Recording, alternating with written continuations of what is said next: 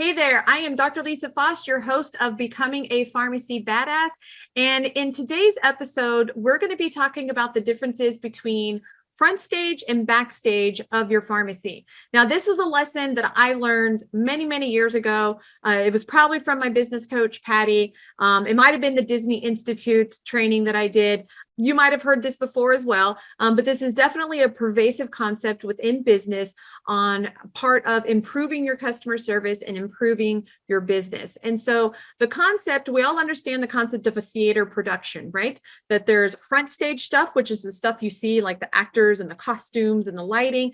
But we all know that there's this huge backstage behind the theaters. And that's where like some of the dirty work happens, and it's messy and you don't want people to see your backstage. In your home, if you remember being a kid, and you had to clean your room, you stuffed everything in the closet and closed the door. It's like the stuff in the closet is the backstage, the stuff that you want nobody seeing. And, the clean floor was the front stage, what you wanted everybody to see. And so this whole concept in your business of front stage and backstage, I think is very critical when you're talking about your overall like patient and customer satisfaction and your close trusting relationship and trying to build those relationships with your patients. A strong, happy patient base is always going to be good for your business, not just because they're going to come back again and again and hopefully buy more and more from you, but they're more likely to recommend and refer other people to you so that you're able to grow and sustain your pharmacy for a very long term. And so why is this backstage, front stage, really important? If you're anything like me, you probably, been to lots of stores and lots of restaurants. And I distinctly remember some times where you go up to a restaurant and there's maybe one or two girls or boys that are standing up by the check-in area, and they're just having a conversation. They're having a conversation about, a concert last night or what went on in school. And obviously nothing to do about the restaurant, nothing to do about, customers, certainly nothing to do about you as you're standing there in front of them. And often they'll finish that conversation, albeit even quickly, and then they'll address you. And it has this weird effect. You feel weird, because you feel like you just interrupted them in their conversation, but yet they're there to serve you. And I've been in some where they've continued the conversation for quite beyond what would be like socially appropriate. And those are certainly very off-putting experiences. And so that is a instance when you, the customer, experienced something that was backstage, but you experienced it in the front stage. And so I think it's really important, especially in pharmacy where you're dealing with privacy laws, HIPAA things, there's lots of things to complain about in pharmacy, but you want to make sure that you're presenting the right front stage things to your customers and you keep the backstage things in the back. One of the reasons why you never correct an employee, in front of a customer, in front of a patient, you just don't do certain things because that separation of front stage and backstage. And so when you're talking with your employees, it's really important, especially those on the front end, the front stage, the ones that are at the register or maybe out in your OTCs or your DME areas, the ones that, the customers are interacting with, first and last when they enter and leave your pharmacy. They need to be more front stage than anybody in your pharmacy. They need to make sure that their attention is always on that patient that is there in front of them. Personal conversations and personal chatter needs to be kept to an absolute minimum. And the focus should always be on the patient. The patient should never feel like they're interrupting you, even if it's work, even if it's pharmacy work.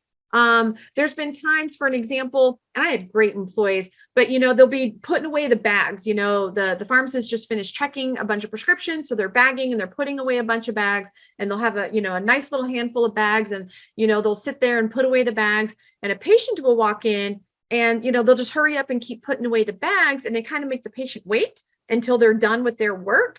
And then they turn and they take care of the patient. And you might say, well, there's nothing wrong with that.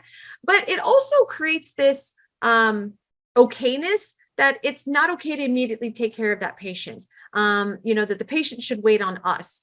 And if you want exceptional customer service, then you need to flip that script. You need to be different than the other pharmacies. That is certainly what, the big box stores would do. You don't want to do what the big box stores would do. So in that instance, if your clerk has a bunch of bags to put away and a patient walks in, immediately just put the bags aside, take care of the patient, talk to them first, make them have a great experience, and then you turn around and finish the work that can be finished.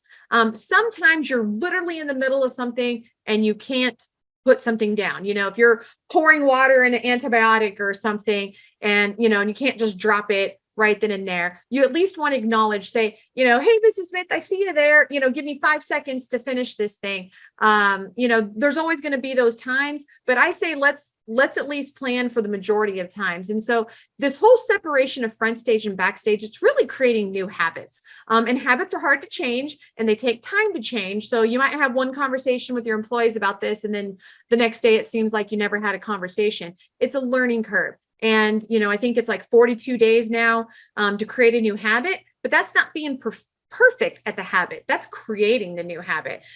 Perfection and sustainability takes even longer than that. So be patient with your employees, be patient with your team as you're starting to implement this.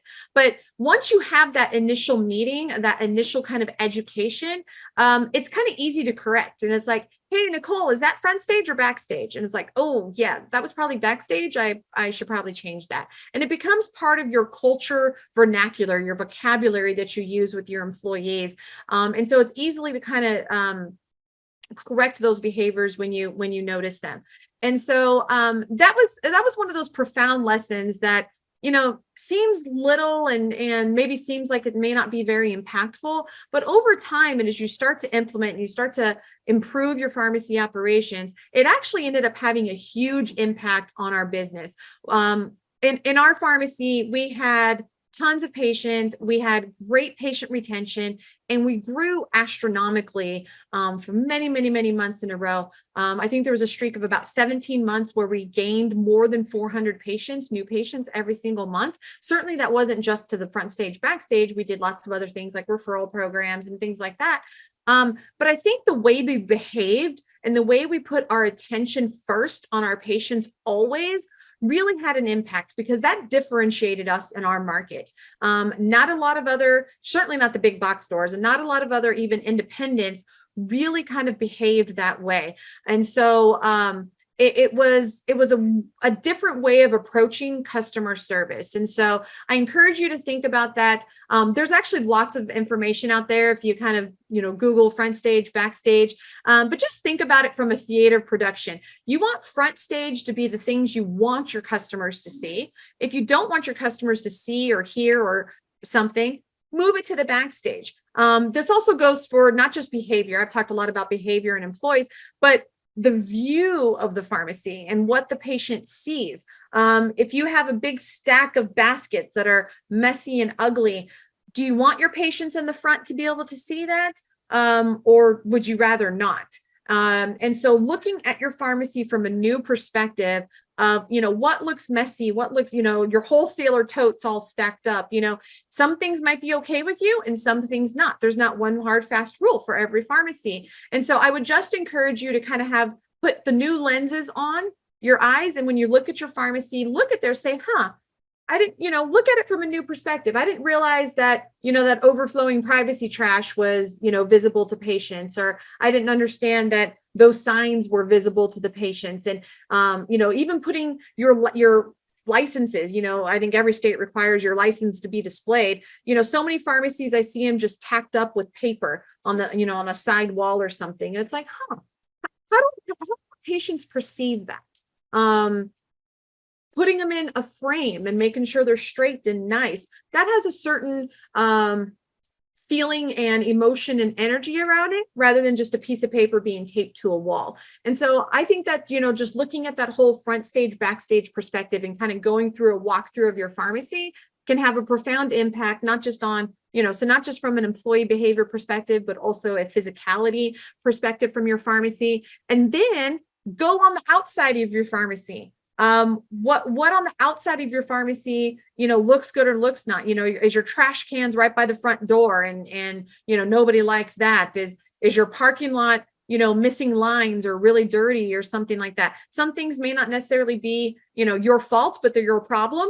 And so maybe work with your building administrator, maybe just pay for your own cleanup or something like that. But again, look at your entire pharmacy, from the outside to the inside, to the people that are in your pharmacy, to the phone calls that are being made, all those kinds of things. They all create a perception, and they all create an opinion in other people's minds. And is it the right one that you want them to have? So hopefully those little front stage, backstage discussions maybe give you some things to think about. If you have any questions or have any ideas on how you might change in your pharmacy, go ahead and throw them in the comments below. Feel free to reach out to us on social media. We're always available. You can find me, Lisa Fost, everywhere on social media, or our Diversify RX handles as well. We're happy to help you think things through and see how you can improve your pharmacy. We're here to make sure that every pharmacy thrives and is profitable, and I can't wait to hear from you. So hope you enjoyed this, and we'll see you next time.